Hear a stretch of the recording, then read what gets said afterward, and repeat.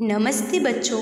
कक्षा 7 विषय हिंदी इकाई चौथा कथनी और करनी का हमने आगे अध्ययन किया था। हमने देखा था दो अलग अलग भागों में देखा था कि एक जगह पर एक जो व्यक्ति है वह खुद ही पौधे उगाता है और बाद में खुद ही उसी में से जो फूल होते हैं वह तोड़ता है और वह बोर्ड लिखा हुआ होता है कि यहाँ फूल तोड़ना मना है और खुद ही फूल तोड़ता है। यहाँ पर कथनी एक हुई और करनी एक हुई। और फिर हमने देखा था दूसरा कि बस में लिखा हुआ था कि यहाँ पर धूम्रपान करना वर्जित है, किंतु फिर भी कंडक्टर धूम्रपान कर रहा था। वह भी कथनी और करनी का एक उदाहरण था। अब हम आज आगे देखते हैं। मैं आपको यह जो इकाई है वह गुजराती में भी, हिंदी में भी समझाऊंगी और गुजराती में भी समझाऊंगी। आप सब लोग अच्छी तरह से सुनना, ठीक है। आगे देखते हैं। देखिए यहाँ पर गजानन किराना का एक दुकान है, ठीक है। क्या लिखा है? एक व्यक्ति दुकान पर गया, स्कूटर दुकान के सामने खड़ा कर ही वह दुकानदार बोला, आप अपना स्कूटर यहाँ सामने वाहन रखने के स्थान पर खड़ा करके आए। उस सज्जन ने कहा, मुझे ज़्यादा समय तक थोड़े ही रुकना है, मैं तो सामान लेकर अभी चला जाऊंगा। दुकानदार बोला, पर दुकान के सामने बीच सड़क पर स्कूटर खड़ा रखना कोई ठीक बात नहीं होती है। सज्जन ने स्कूटर वाहन खड़ा करने के स्थान पर लेकर जाकर खड़ा कर दिया और वापस आकर सामान जो उसको खरीदना था वह सामान खरीदने लगे। इतने में स्कूटर लेकर दुकान पर एक लड़का आया। स्कूटर दुकान के सामने खड़ा करके वह दुकान के अंदर चला गया। इस बात पर सज्जन ने दुकानदार से कहा, आपने इसे मना क्यों नहीं किया? वह बोला, यह तो मेरा बेटा है। कुछ लोग ऐसे भी होते हैं जो आदर्शों की बात करते हैं, लेकिन जब उनके अपनाने पड़े तो वह आदर्श भूल जाते हैं। एक दिन एक सज्जन के घर उनके मित्र मिलने आए। दोनों मित्र बातचीत में बहुत ही मग्न थे। किसी ने दरवाज़ा खटखटाया। उन्होंने खिड़की के झांक कर देखा। बाहर मकान मालिक खड़ा था जो पिछले 4 माह का किराया मांगने आया था।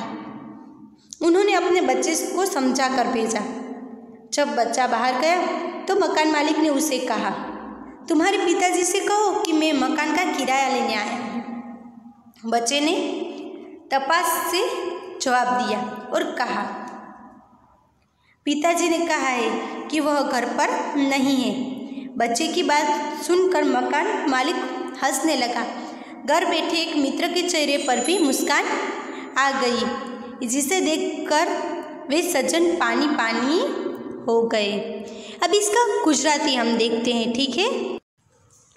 एक माणस एक दुकान पर गयो।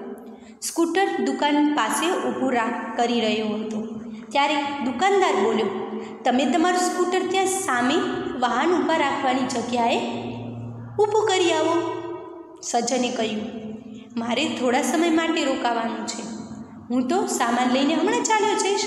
દુકાનદાર બોલ્યો, પરંતુ દુકાનની સામે સડક ઉપર એટલે કે માર્ગ વચ્ચે વાહન ઊભું કરવું એ ઠીક વસ્તુ નથી।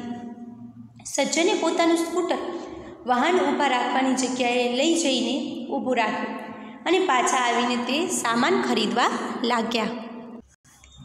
એટલામાં જ સ્કૂટર લઈને એક છોકરો દુકાન પર આવ્યો। સ્કૂટર દુકાનની સામે ઊભું કરીને તે તો દુકાનમાં ચાલ્યો ગયો। આ જોઈને પેલા સજ્જને દુકાનદારને કહ્યું, તમે આને સ્કૂટર જે છે એ ઊભું રાખવાની કેમ ના પાડી? તે બોલ્યા તો જે દુકાનદાર હતો એને કહ્યું કે આ તો મારો દીકરો છે। કેટલાક લોકો એવા પણ હોય છે કે જેઓ આદર્શોની અને વાત કરતા હોય છે, પણ જ્યારે એમને અપનાવવાનો સમય આવે ત્યારે તેઓ આદર્શ ભૂલી જતા હોય છે। એક દિવસ એક સજ્જનને ઘેર તેમના મિત્ર મળવા આવ્યા। બંને મિત્રો વાતચીતમાં મગ્ન હતા। ત્યારે જ કોઈકે દરવાજો ખખડાવ્યો। તેમણે બારીમાંથી નજર કરી અને જોયું બહાર મકાન માલિક ઊભો હતો. તે છેલ્લા 4 માસનું ભાડું માંગવા વારંવાર આવતો હતો. તે સજ્જને પોતાના બાળકને સમજાવીને બહાર મોકલ્યો. જ્યારે બાળક બહાર આવ્યો ત્યારે મકાન માલિકે તેને કહ્યું, તારા પિતાજીને કહે કે હું મકાનનું ભાડું લેવા આવ્યો છું. બાળકે તરત જ જવાબ આપ્યો, પિતાજીએ કહ્યું છે કે તે ઘરમાં નથી. બાળકની વાત સાંભળીને મકાન માલિક હસવા લાગ્યો. ઘરમાં બેઠેલા મિત્રનું મુખ પણ મલક્યું. તે જોઈને પેલા સज्जन शर्माई गया. अब आगे देखते हैं. देखिए यहाँ पर बैंक का चित्र दिया गया है और बैंक के चित्र में कितने सारे लोगों की लाइन लगी हुई है. एक सज्जन ने अपने पोते को यह सिखाया था कि हमें कभी किसी काम को गलत ढंग से नहीं करना चाहिए. सदा अपनी बारी की प्रतीक्षा ही करनी चाहिए. एक दिन की बात है. वे जल बिजली के बिल जमा कराने गए. साथ में उनका 8 वर्षीय पोता भी था. बिल जमा कराने वालों की लंबी कतार देखकर कोई उपाय सोचने लगे. उन्हें खड़ा हुआ लोगों को ध्यान से देख रहे थे.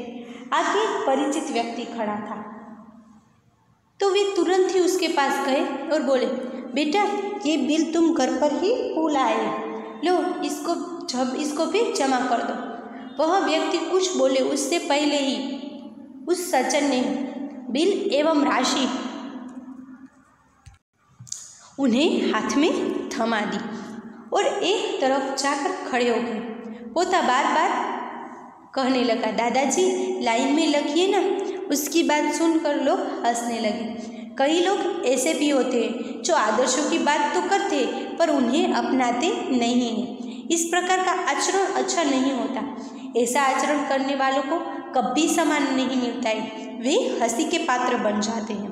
इसलिए हमें कथनी एवं करनी में सदैव समानता एकता रखनी चाहिए. हो कथनी करनी एक समान, जग में मिलता है तब सम्मान. अब इसका गुजराती हम देखते हैं. एक સજ્જને પોતાના પૌત્રને શીખવાડ્યું હતું કે આપણે કદી પણ કોઈ કામ ખોટી રીતે કરવું ન જોઈએ. હંમેશા પોતાના વારાની લાઈન રાહ જોવી પડે. એક દિવસની વાત છે. તેઓ નળ ને વીજળીનું બિલ ભરવા ગયા. સાથે તેમનો 8 વર્ષીય પોત્રો પણ હતો. બિલ ભરનારાઓની લાઈન લાંબી જોઈ અને તેઓ કંઈક ઉપાય વિચારવા લાગ્યા. તેમણે ઊભેલા લોકોને ધ્યાનથી જોયા. આગળ જ એક પરિચિત વ્યક્તિને તેઓએ ઊભેલા જોયા.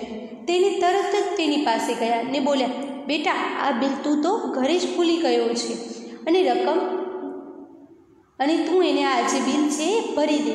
એ વ્યક્તિ કાંઈ પણ બોલે એ પહેલાં જ તેના હાથમાં પૈસા અને બિલ પકડાવી દીધા. ત્યાર પછી તેઓનો પોત્રો જે હતો તે તેમને કહેતો હતો, દાદાજી ચાલો ની લાઈનમાં ઊભા રહીએ. તેની વાત સાંભળીને પણ લોકો હસવા લાગ્યા.